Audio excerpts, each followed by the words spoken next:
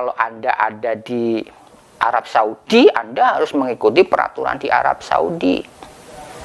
Coba kamu di Arab Saudi, terus kamu dari Indonesia ke Arab Saudi, tahu-tahu Anda nggak pakai baju, cuma pakai celana dalam doang gitu, jalan-jalan. Anda dicincang di situ itu oleh orang Arab, karena nggak boleh seperti itu.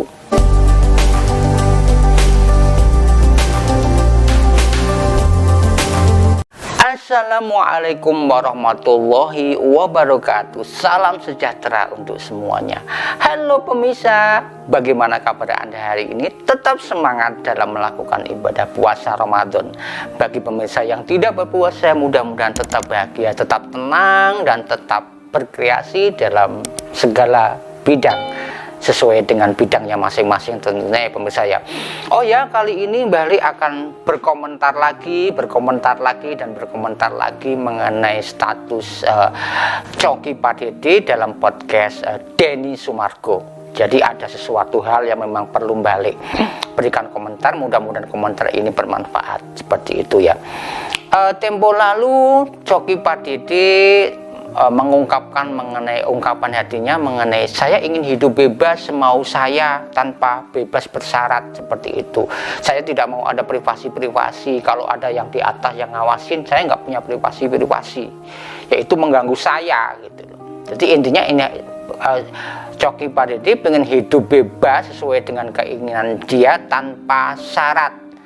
Oh ya pemirsa, untuk menjawab ini maka Mbah Li ada pertanyaan-pertanyaan juga sebagai pertanyaan dasar, sehingga nanti nyambung antara pertanyaan ini dengan pertanyaan yang Mbah Li lontarkan. Pertanyaannya adalah, siapakah yang menciptakan kita ini dan untuk apa kita diciptakan? Ya, jadi dari sinilah maka nanti akan bergulir lagi mengenai jawaban-jawaban yang nanti Mbah Li mau lontarkan atau komentarkan. Siapakah yang menciptakan kita? Apakah batu? Apakah orang tua? Ataukah Tuhan? Nah ini yang penting ya. Apakah batu yang menciptakan kita? Tahu-tahu kita langsung mekrok gitu loh, tar, gitu ya. Iya, dari batu itu kita langsung hidup, tahu-tahu sedikit jadi gede seperti ini. Tentu tidak ya. Atau apakah yang menciptakan kita itu orang tua kita? Mungkin mungkin ya, mungkin tidak. Kalau orang tua kita yang menciptakan kita, berarti orang tua kita sengaja membuat kita seperti apa. Contohnya gini, orang tua saya ingin menciptakan saya ya hidungnya mancung gitu, tingginya 185, kulitnya putih, badannya gede banget, otaknya itu IQ-nya mungkin di atas 200 ya. Pokoknya dambaan wanita-wanita di dunia lah gitu loh. Itu harapan orang tua atau Allah, orang tua saya mau menciptakan saya seperti itu. Tapi kenyataannya bahwa saya seperti ini, tingginya berapa, kulitnya seperti apa, ya kan, kemampuan otaknya seperti apa. Orang tua saya nggak bisa men-setting kapan saya lahir, kapan saya meninggal. Oh ya pemirsa, saya ucapkan terima kasih yang sebesar-besarnya kepada pemirsa yang sudah subscribe channel ini. Mudah-mudahan channel ini bermanfaat dan bisa memberikan motivasi lagi kepada Mbah Li untuk membuat video yang lebih bermanfaat lagi tentunya. Artinya apa? Dengan adanya ini maka orang tua kita juga tidak menciptakan kita. Lalu siapa yang menciptakan kita? Yang menciptakan kita adalah Tuhan yang Maha Kuasa. Orang tua kita itu kan hanya sebuah media bagi Tuhan untuk melahirkan kita. Ya hanya sebuah media. Kenapa? Kalau yang menciptakan kita adalah orang tua, orang tua kita punya hak yang besar untuk menciptakan kita seperti apa, seperti keinginan mereka. Tapi kan kenyataannya tidak seperti itu. Ya, bahkan orang tua kita sebelum lahir pun dia takut apakah kita lahir atau enggak, takutnya nanti kita cacat atau enggak, atau takut kita nanti pada waktu lahir kita langsung meninggal atau apa enggak. Nah, inilah hal-hal yang memang harus kita pikirkan, ya. Harus kita pikirkan banget mengenai ini. Karena kita tahu bahwa yang menciptakan kita adalah bukan orang tua kita, otomatis kita harus percaya bahwa ada kekuatan besar di luar sana yang menciptakan kita. Itu yang penting. Lalu berikutnya adalah Kenapa kita berbicara tentang pencintaan? Iya, apapun yang menciptakan apapun, ya itu mesti akan mengikuti yang menciptakan. Ya, contohnya gini, yang menciptakan kursi atau yang menciptakan laptop ini kan pabrikan laptop ya. Jadi laptop ini disetting sesuai dengan keinginan penciptanya itu. Contohnya gini, laptop ini kalau di-on kan dia mau, dimatiin dia juga mau, fungsinya apa juga mau. Fungsinya untuk menulis, akses internet, untuk belajar, untuk video grafis, untuk apapun itu, karena itu diciptakan untuk itu. Bayangkan laptop ini dia nggak mau, gue nggak mau dong mau seperti ini, gue mau main bola atau gue mau ke restoran, gue mau nyanyi-nyanyi sendiri, gitu kan laptop ini. Ya tidak bisa seperti itu. Kenapa? Karena memang laptop tidak didesain untuk main bola, untuk nari, untuk joget dan lain sebagainya. Jadi kalau dari pertanyaan ini, maka dapat kita katakan bahwa kalau memang yang menciptakan kita Tuhan, kita harus mengikuti apa yang dimaui Tuhan. Tidak boleh seenaknya sendiri kita. Tidak boleh kita mau seenaknya sendiri tanpa kita melibatkan Tuhan, karena kita diciptakan oleh Tuhan. Makanya kita harus berterima kasih kepada Tuhan karena kita telah diciptakan. Ya, seperti juga dengan kursi diciptakan harus mengikuti kemauan pencipta kursinya. Contohnya, lu cuma bisa dibuat duduk. Ya, waktu kamu itu paling juga kuatnya cuma 3 tahun, selebihnya itu kamu nggak kuat. Yang ngikutin akhirnya lebih dari 4 tahun ya rusak. Begitu juga dengan manusia, karena yang menciptakan Tuhan, berarti kita harus mengikuti peraturan Tuhan, kemauan Tuhan juga di sini. Ya, berikutnya adalah begini, adanya peraturan ataupun tidak itu sebenarnya enak nggak sih? Kok suka diatur-atur, sementara gue nggak mau diatur, gue nggak mau nggak ada, gue mau privasi gue nggak ada yang tahu gitu, nggak mau diawas-awasin, gue nggak mau adanya peraturan. Mana ada seperti itu, ya nggak? Hidup di dunia ini serba ada peraturan. Ya, dimanapun kita berada itu ada sebuah peraturan yang harus kita ikuti. Begitu juga dengan peraturan Tuhan, kita harus mengikuti peraturan Tuhan. Lah, peraturan Tuhan itu adanya di kitab atau di wahyu ataupun di kitab suci. Jadi kalau kita ingin tahu peraturan Tuhan yang ada di kitab suci, gue nggak mau kitab suci, karena kitab suci itu nonseng, cuma cerita-cerita doang. Sekarang saya kasih ilustrasi seperti ini. Setiap negara itu pasti punya undang-undang dasar dan undang-undang, dimanapun itu berada. Indonesia punya undang-undang dasar, Amerika punya undang-undang dasar, Arab Saudi punya undang-undang dasar, Rusia juga punya undang-undang dasar. Artinya apa? Setiap negara itu punya undang-undang dasar dan undang-undang yang mengikat rakyatnya untuk mengikuti peraturan negara tersebut. Ya, itu.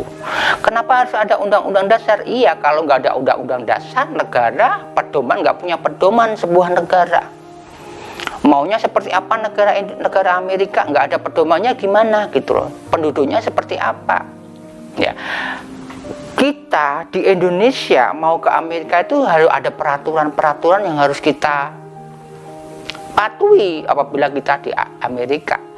Saya nggak mau seenak saya sendiri. Saya mau di Amerika, gue nggak mau dong mengikuti peraturan Amerika, gue mau mengikuti peraturan Eropa aja, atau gue mau ngikutin peraturan Indonesia. Padahal kita di Eropa atau di Amerika, kita harus mengikuti peraturan di Amerika. Atau pas kita sampai ke Amerika, gue mau dong pup gitu ya di depan restoran. Semau gue, orang itu kan gue yang mau ngelakuin. Gue mau ke Gedung Putih, gue mau main bola di sana, mau nantang Presiden Amerika. Mau gue, kan gue yang punya otak, gue yang punya jalan, resikonya seperti apa? Ya tidak bisa seperti itu. Kalau Anda ada di Amerika, Anda harus mengikuti peraturan di Amerika Serikat. Kalau Anda ada di Arab Saudi, Anda harus mengikuti peraturan di Arab Saudi. Coba kamu di Arab Saudi, terus kamu dari Indonesia ke Arab Saudi, tahu-tahu Anda nggak pakai baju, cuma pakai celana dalam doang gitu jalan-jalan, Anda dicincang di situ itu oleh orang Arab karena nggak boleh seperti itu. Ya, kenapa? Peraturan-peraturan itu akan membuat kita mudah, gitu loh.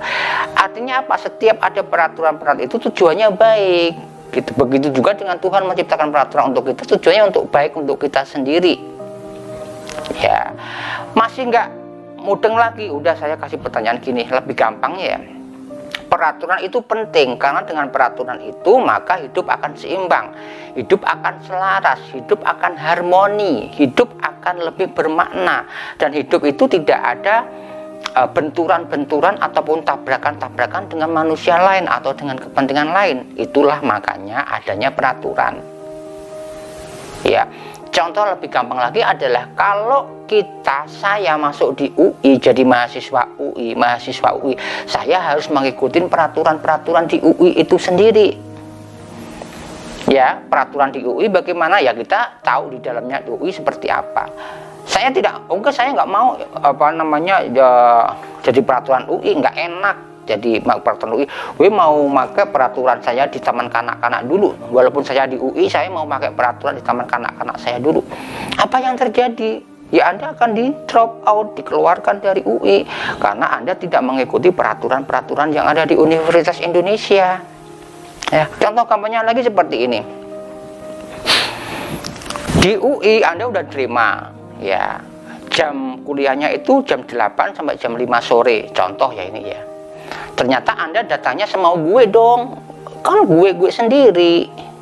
Otak-otak gue sendiri, gue punya kaki sendiri, punya otak sendiri, terserah dong gue mau datang apa. Ternyata Anda datang jam 12 malam di UI, udah nggak ada orang, Anda duduk sendiri di meja gitu kan, mau belajar sendiri. Entar jam 6 pagi Anda pulang, sementara jam kuliahnya itu jam 8 pagi sampai jam 5 sore. Apa yang terjadi? Anda dianggap itu gini, Anda dianggap, kenapa? Kok jam 12 malam berangkat kuliah? Iya, kok semau gue mau apapun juga gue yang resikonya apa?